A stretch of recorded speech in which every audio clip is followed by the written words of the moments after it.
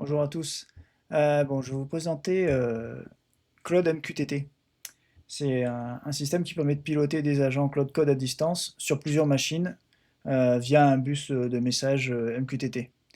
Euh, le problème qu'on résout ici, c'est que si on a plusieurs serveurs, on peut y déployer des instances Cloud Code, les faire travailler en parallèle et même les faire collaborer entre elles, et tout ça depuis un seul poste de commande.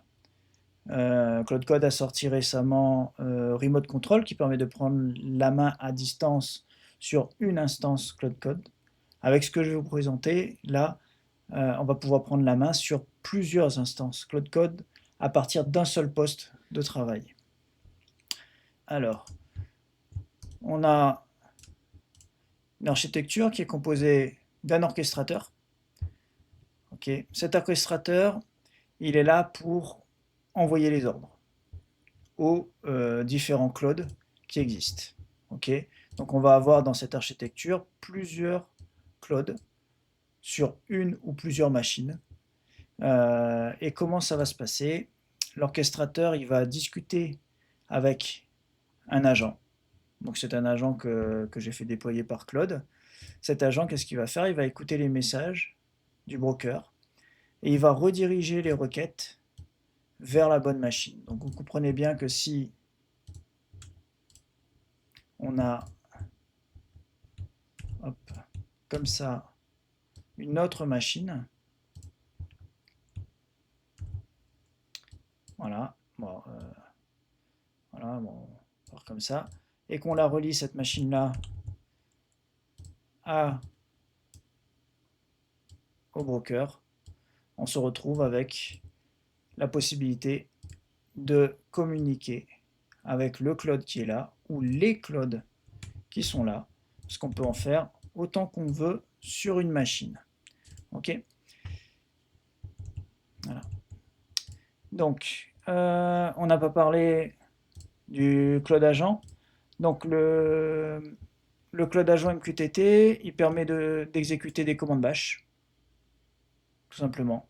Donc, de passer dans le système Linux et d'accéder et d'envoyer des commandes. Il permet de lancer des commandes de prompt à Claude.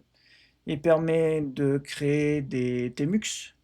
Les TMUX, c'est comme des terminaux émulés dans lesquels on va faire tourner Claude. Et donc, ça nous permet de faire tourner plusieurs clouds à la fois sur une machine Linux. Et enfin, on va parler du MQTT Broker. On a des topics. Les topics, c'est des channels de discussion. Donc, on a des topics de one-to-one, donc de l'orchestrateur vers un seul agent.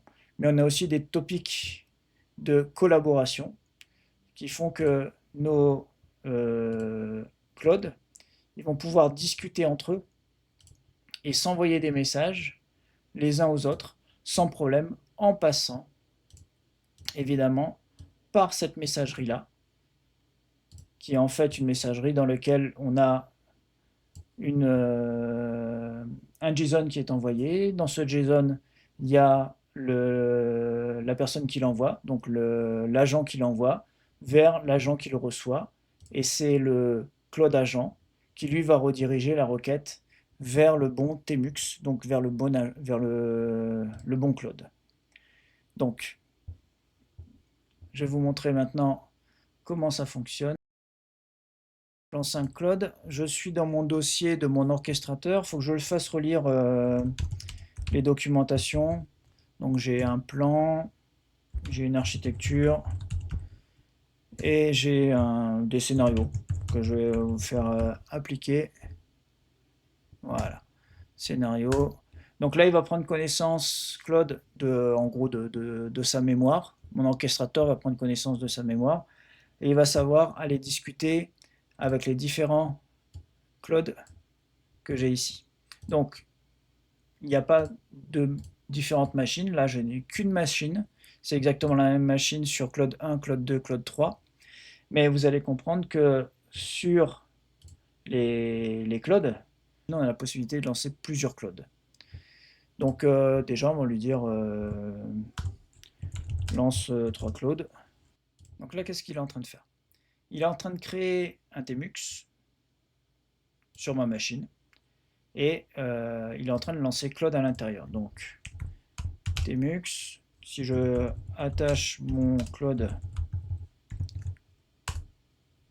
là, on voit que ici, mon orchestrateur lui a demandé de dire OK.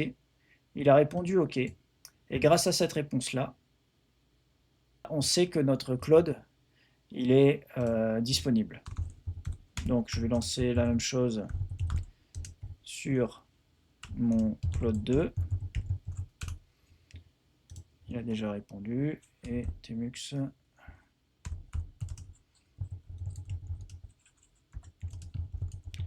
Claude 3. Voilà. Donc Claude 3 n'est pas encore lancé. Voilà, ça y est. Et il n'a pas encore reçu la question de l'orchestrateur. Voilà ce qui est fait. Il dit OK. Il va répondre OK. Une fois que tout le monde a répondu,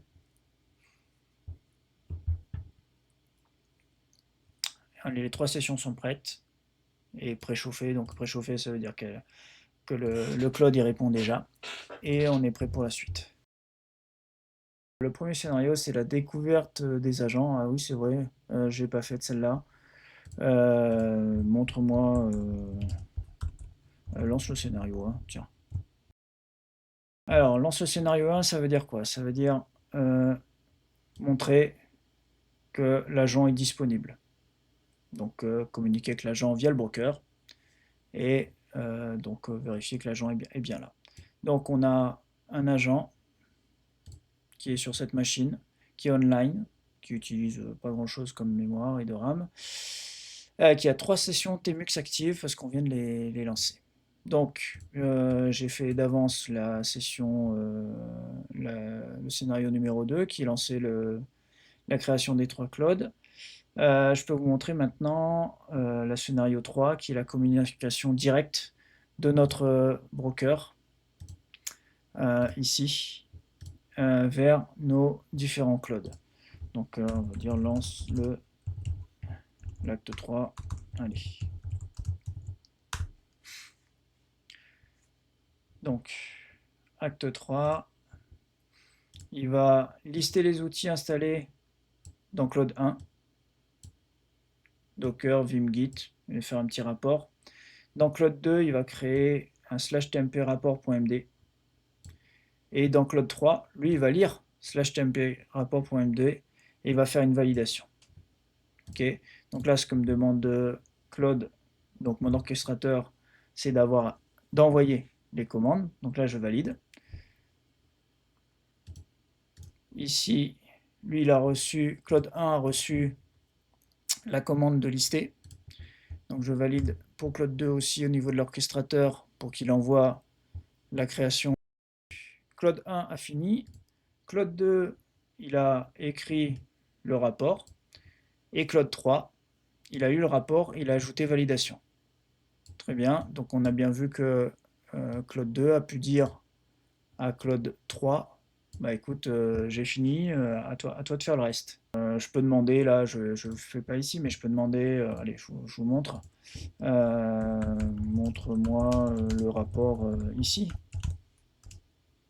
Quand j'ai fait montre-moi le rapport ici, il a envoyé un rapport, il a envoyé une commande shell à l'agent. L'agent s'est connecté, enfin, via le MQTT broker. L'agent, lui, il a récupéré cette commande-là. Il a exécuté. Et il a renvoyé dans le MQTT broker la réponse.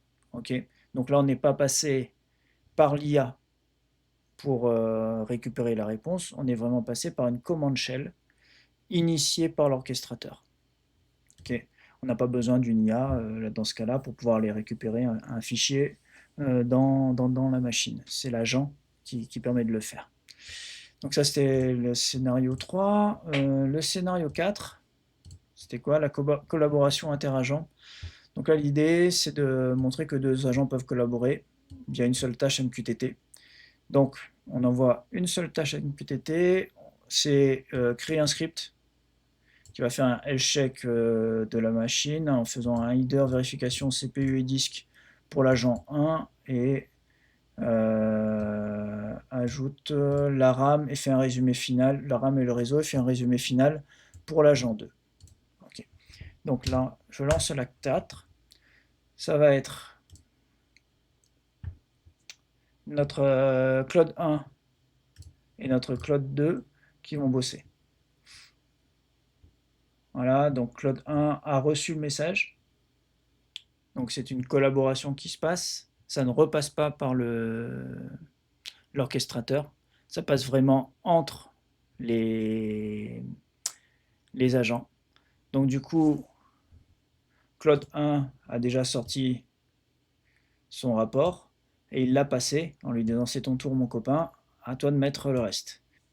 Claude 2, il est en train de vérifier, en train de lire, ok, et il dit voilà je vais rajouter la RAM, le réseau, et je vais faire le summary. Donc il n'arrive pas à éditer, pourquoi? Ah si, là il arrive à peine maintenant. Voilà, donc là c'est bon, il a édité le rapport. Euh, donc le script fonctionne correctement. Maintenant j'écris la réponse collab. Donc la réponse, voilà, j'ai terminé, j'ai complété, etc. Donc c'est fait. Il va renvoyer tout ça à l'orchestrateur. Et voilà, très bien. Donc on a l'exécution du script, ma machine, 4% de CPU, enfin 4% de disque, le réseau, etc. Donc tous les checks sont passés. Le script est fonctionnel. Voilà. Et enfin, une chaîne de commandement. Montrer la communication interagent via fichier partagé. Donc là, c'est un peu ce qu'on a fait. Ils ont communiqué entre eux via MQTT, mais en étant dans la même machine, on a la possibilité aussi de créer un fichier local et que les agents s'appuient sur ce fichier local pour éviter d'utiliser MQTT et à la fin renvoient le résultat directement à l'orchestrateur. Donc on va lancer l'acte 4. Écrit dans TMP Claude, crée un fichier TMP inventaire avec la liste des process qui tournent sur la machine.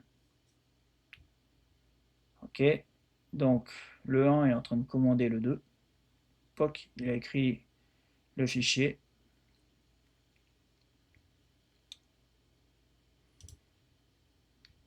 Ok.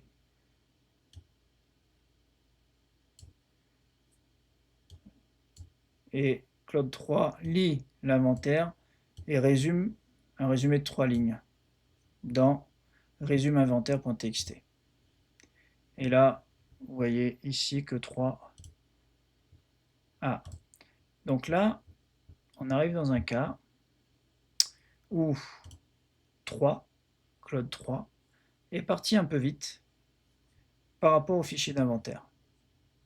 Donc, ce que va faire mon orchestrateur, c'est qu'il va discuter avec Claude 3 pour lui dire écoute, le fichier maintenant il est disponible, relance ton check. Donc il faut patienter un peu, hein.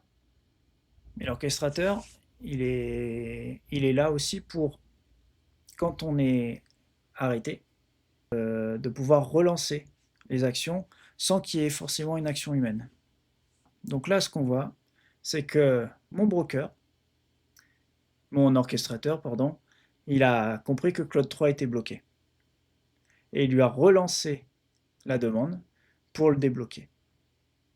Cette fois-ci, il a bien lu le message, il écrit le résumé inventaire, et voilà, c'est bon, c'est passé. L'acte 6, c'est le nettoyage de tout ça, et comment on peut réinstaller ou nettoyer ou tuer des sessions si on n'en a plus besoin. Donc là, imaginons que j'ai plus besoin de Claude 3, je dis, bah écoute, merci pour tout, tue-moi Claude 3, vous allez voir. Alors tue-moi Claude 3, c'est très bien écrit. Mais il va killer la session de Claude 3 et on va repasser ici. En résumé, si je reprends le schéma, on a la possibilité de faire discuter notre orchestrateur avec plusieurs agents,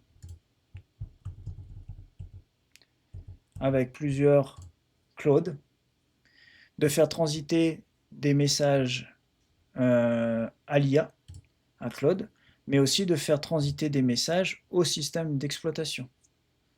Donc on a la possibilité vraiment de travailler sur une machine. Vous avez sûrement dû le noter, je suis en bypass permission on. Donc ce qui veut dire que le Claude, il a accès à la machine complètement. Ok. Pour autant, j'ai lancé le Claude avec un utilisateur qui n'a pas de droit en fait sur la machine. C'est que mon orchestrateur ici, qui lui est connecté en route et qui est capable de passer les commandes shell.